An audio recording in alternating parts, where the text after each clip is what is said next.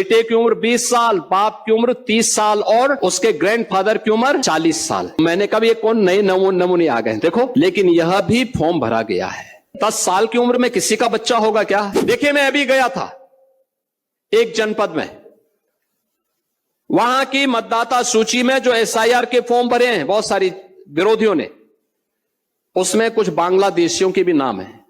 आप मुझे बताइए, एक जगह तो यह भी मैंने देखा, एक सज्जन का नाम था, उसकी उम्र 20 साल, उसके पिता की उम्र 30 साल और उसके ग्रैंडफादर की उम्र 40 साल। तो मैंने कहा ये कौन नए नमूने आ गए, देखो। आप जब देखेंगे तब आप मुझे बताइए 10 साल की उम्र में किसी का बच्चा होगा क्या? लेकिन यह भी फॉर्म भरा गया है। यानी बेटे की उम्र 20 साल, बाप की उम्र 30 साल और उसके ग्रैंडफादर की उम्र 40 साल। तो मैंने कहा तब तो ये कई पीढ़ियां देख चुके होंगे भाई।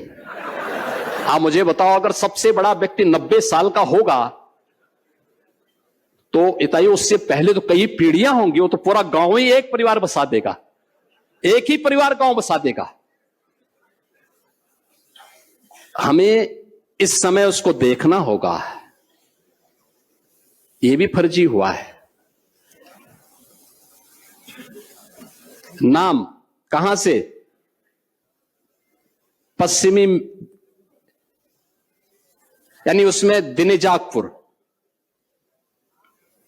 नौगांव असम, और मतदाता बने हैं संभल में। क्या मतलब है? ये अवसर है इस सब फर्जी नाम के लिए आपत्ति करना है।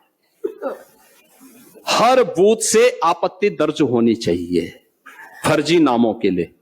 जो छूट गए हैं एसआईआर के लिए 12 दिन का समय अभी बाकी है। जो नए नाम भरने हैं उसके लिए भी आपके पास समय है। जिनके नाम काटने हैं उनके लिए समय है। और इस समय उन फटाफट भरवाइए, आपत्ति करिए।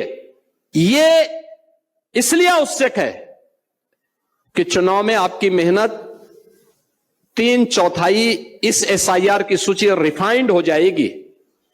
3/4 मेहनत आपकी पूरी हो गई, तब केवल 1/4 मेहनत आपको विधानसभा चुनाव में करना होगा। और धड़ल्ले के साथ 3/4 सीट भारतीय जनता पार्टी और गठबंधन के प्रत्याशी उत्तर प्रदेश में जीतेंगे। कोई संदेह इसमें नहीं होना चाहिए।